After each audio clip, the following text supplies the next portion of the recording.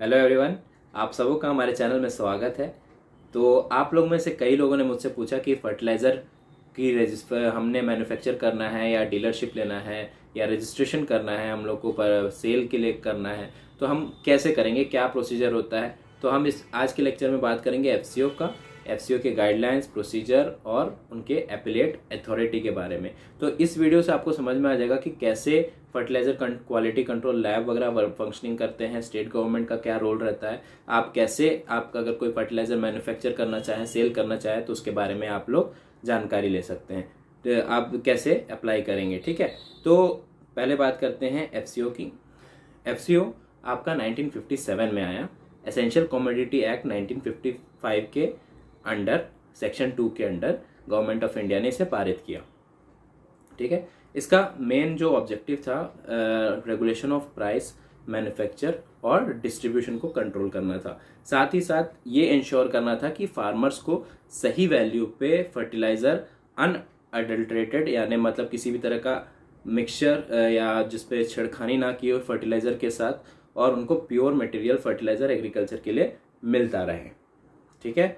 और इसमें एफसीओ ने अपने अंदर काफ़ी सारे प्रोविजंस लाए, उसमें अमेंडमेंट्स काफ़ी हुए। 1985 में अमेंडमेंट हुआ एफसीओ का, उसके बाद आपका 2003 में भी काफ़ी सारे अमेंडमेंट्स आए। तो कुछ चीज़ें और जैसी हैं, देखिए एफसीओ की जो प्रोविजंस हैं, जैसे कि वो आपको ऑथराइज कर सकते हैं, चाहे वो डीलरशिप के लिए हो, चाहे वो आपका मैन्युफैक्चरिंग के लिए हो, इंडस्ट्रियल पर्पस के लिए हो, या आप नए मैन्युफैक्चरिंग, नया मॉलिक्यूल्स अगर आपने डेवलप किया है उसके सेल के लिए हो, चाहे, तो वो सारी रजिस्ट्रेशन अथॉरिटी किसके पास होती है, एफसीओ के अंडर होती है, ठीक है। तो उसके अलग अलग फॉर्म्स होते हैं जिसको आपको फिलअप करना होता है, ठीक।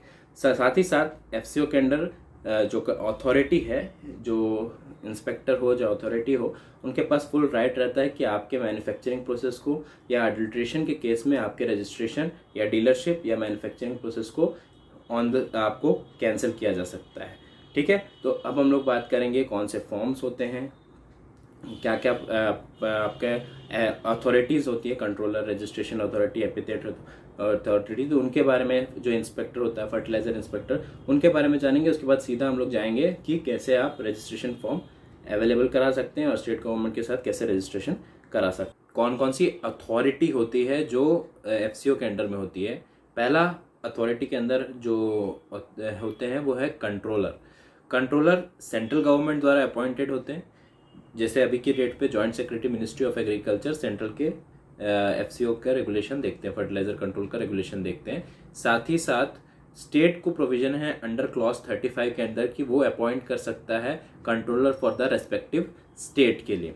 तो अगर बात करें स्टेट में कंट्रोलर कौन होता है, तो डायरेक्टर ऑफ एग्रीकल्चर जो होता है वो एज अ एफसीओ के अंडर आपका कंट्रोलर अथॉरिटी होता है जो कि हेड अथॉरिटी होता है। और उनके अंडर क्या, उनके पावर और फंक्शन में क्या होता है, उनके अंडर पावर होता है कि वो किसी की भी रजिस्ट्रेशन कैंसिल कर दे, मेनली जो इंडस्ट्रियल मैन्युफैक्चर है उनकी। साथ ही साथ डाटा, जो डाटा आता है उनकी पॉलिसी मेकिंग के लिए, उनका काम होता है पॉलिसी मेकिंग, या सेंट्रल को एडवाइस करना या स्टेट को एडवाइस करना रिगार्डिंग पॉलिसीज, ये होता है कंट्रोलर का काम। सेकंड आता है आपका एपिलेट अथॉरिटी। इनका काम होता है रिफ्यूज ग्रांट, किसी भी टाइप के ऑथराइजेशन, मैन्युफैक्चरिंग, सेल, ये होता है आपका, किसका काम होता है, एपिलेट अथॉरिटी, जो कि आपका अपॉइंट करता है स्टेट गवर्नमेंट एफसीओ के अंडर।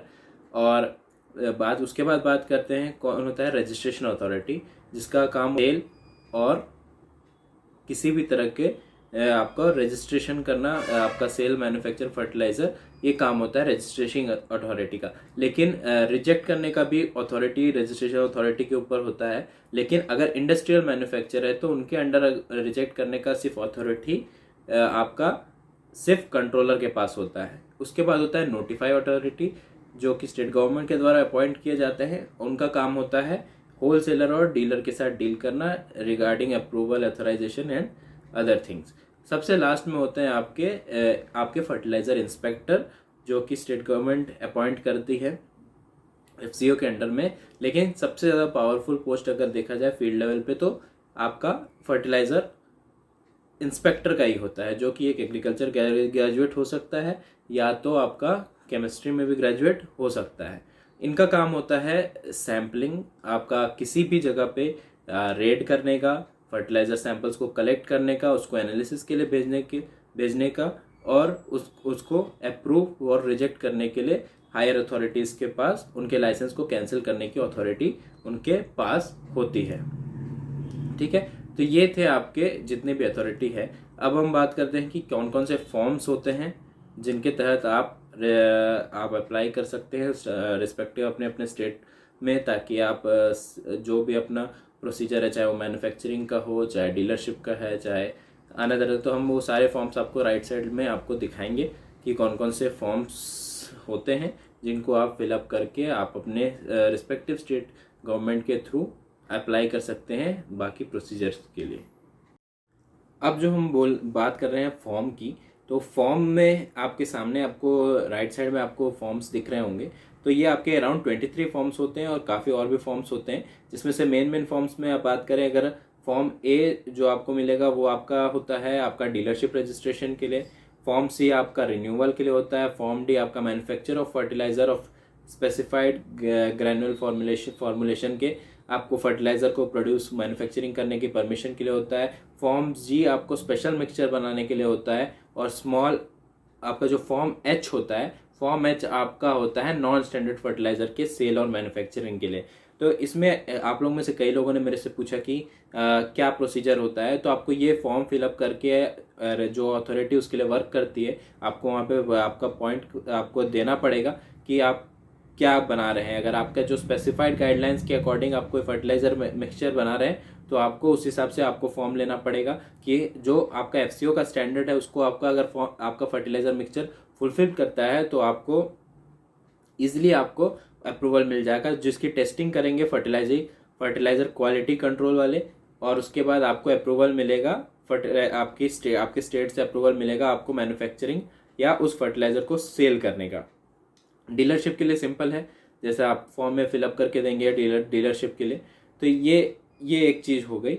दूसरी, अगर आपका स्टैंडर्ड अगर मैच नहीं करता है, जैसे कि काफ़ी सारे स्टैंडर्ड होते हैं, मॉइस्चर परसेंट होता है, आपका न्यूट्रिएंट कंटेंट कितना होना चाहिए हर फर्टिलाइज़र में, उसके अलावा कि कितना साइज होना चाहिए अलग से, जैसे इम्प्योरिटी परसेंट होते हैं, कई सारे फर्टिलाइजर में आर्सेनिक होते हैं, किसी में लेड होते हैं, किसी में बायोरेट परसेंट होता है। तो ये स्टैंडर्ड एफसीओ ने सेट करके रखा है कि प्लांट और ह्यूमन बीइंग के लिए हार्म ना करे उस लेवल से ज़्यादा। अगर आपका लेवल है फर्टिलाइजर मैन्युफैक्चरिंग आपने जो न्यू मॉलिक्यूल बनाया है उसमें अगर उससे ज़्यादा है तो आपका जो अप्रूवल है वो रिजेक्ट हो, जो आपने डाला है उसको अपने अप्रूवल के लिए वो आपका रिजेक्ट हो जाएगा। जबकि अगर आपका उस स्टैंडर्ड को फॉलो करता है, एफसीओ के स्टैंडर्ड को फॉलो करता है, तो वो आपका अप्रूवल में आ जाएगा। साथ ही साथ अगर आपका नॉन स्टैंडर्ड फर्टिलाइजर है विदाउट एनी इम्प्योरिटी, मतलब इम्प्योरिटी परसेंट, तब भी आप यूज़ कर सकते हैं। साथ में आपका बायो फर्टिलाइजर के लिए अलग फॉर्म है, या आपका ऑर्गेनिक फर्टिलाइजर्स के लिए अलग फॉर्म है, सिंथेटिक फर्टिलाइजर, स्ट्रेट फर्टिलाइजर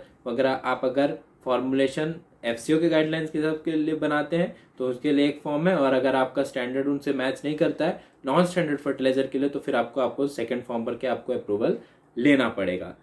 तो आज हमने जो बात की, शायद आप में से कईयों का डाउट क्लियर हुआ होगा कि हम कैसे अप्लाई करें। मेरे पास जो मेल आए थे उसके हिसाब से भी आपको कुछ डाउट क्लियर हुए होंगे कि कैसे काम करता है। तो आप में से जो वीडियो ये देख रहे होंगे वो आप अलग अलग स्टेट में बिलोंग होते हैं, तो आपको इन्हीं प्रोसीजर और इन्हीं फॉर्म के थ्रू जाना है आपके एग्रीकल्चर डिपार्टमेंट स्टेट, और जो फर्टिलाइज़र क्वालिटी लेबोरेटरी होती है, तो आप वहाँ से भी मोर इन्फॉर्मेशन कलेक्ट कर सकते हैं। और हो सकता है स्टेट टू स्टेट आपका जो फंक्शनिंग है वो वैरी करे, इन द सेंस कि कई सारे स्टेट में, जैसे कि मैंने उड़ीसा में देखा कि उड़ीसा में इसका रजिस्ट्रेशन प्रोसीजर काफ़ी ऑनलाइन होता है, तो और बाकी स्टेट्स में इसका प्रोसीजर ऑनलाइन नहीं है, या कुछ स्टेट में है कुछ में नहीं है। तो इन चीज़ों का आप देखेंगे और आप डिपार्टमेंट ऑफ एग्रीकल्चर से आप इसके बारे में और जानकारी ले सकते हैं। और अगर आपको ये वीडियो पसंद आया हो और आपका लगा होगा कि अगर ये वीडियो आपके लिए यूज़फुल है, तो इस वीडियो को ज़रूर लाइक करें, दूसरों के साथ शेयर करें कि जो अगर आप बिजनेस स्टार्ट करना चाहते हैं, जो लोग बिजनेस स्टार्ट करते हैं जिनको एफसीओ के गाइडलाइंस के बारे में नहीं पता या एफसीओ के बारे में नहीं पता, या कैसे कौन सी अथॉरिटी किस काम को करती है, कहाँ पे अप्लाई करें, ये सारी चीज़ें नहीं पता, तो आप इस वीडियो को ज़रूर उन लोगों के साथ शेयर करें जो नया फर्टिलाइज़र में बिजनेस स्टार्ट करना चाहते हैं। साथ ही साथ कमेंट करें अगर आपको कोई डाउट हो, और हमारे यूट्यूब चैनल में ज़रूर जाके आप उसको सब्सक्राइब करें ताकि आपको ऐसे ही कंटेंट आपको हमेशा मिलते रहें, साथ ताकि मैं भी ऐसे कंटेंट आपके हिसाब से बनाता रहूं। Thank you. हमारा यूट्यूब चैनल है youtube/agrichams। जब आप टाइप करेंगे AGRICHARMS तो आपको यूट्यूब चैनल मिलेगा एग्रीचाम्स। वहाँ पे हम काफ़ी सारे कंटेंट हम बनाते रहते हैं। तो ये कंटेंट अगर आपको यूज़फुल हुआ हो तो ज़रूर इसको जाके आप हमारे चैनल को सब्सक्राइब करें। Thank you.